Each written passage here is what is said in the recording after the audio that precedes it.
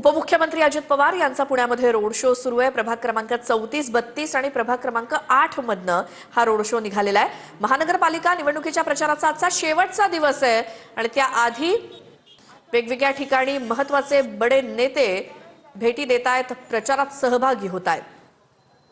अजित पवार पुण्यामध्ये road show मध्ये सहभागी झालेले गेल्या काही दिवसांपासून ही गुलाबी रंगाची गाडी च्या माध्यमातून प्रचार केला जातोय। अनेक गोष्टी ज्या होणार नाहीत असं आतापर्यंत आपण जे म्हणले ते आदरणीय दादांनी करून दाखवलेले आहेत।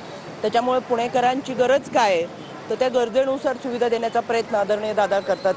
पुणेकरांना बदल हवा आहे आणि हा बदल आहे तो शिवशाहू फुले आंबेडकरांच्या विचारांचा बदल हा पुण्यामध्ये आपल्याला पाहायला मिळेल। यामध्ये गेली अनेक वर्षापासून पुण्यामध्ये जे कचऱ्याचा प्रश्न, पाण्याचा प्रश्न आहे, ट्रॅफिकचा प्रश्न आहे ते सोडवण्यासाठी पुणेकर निश्चितपणाने एक कारभारी बदला असं म्हणलोय त्या पद्धतीने कारभारीचा बदल हा पुणेकर आपल्याला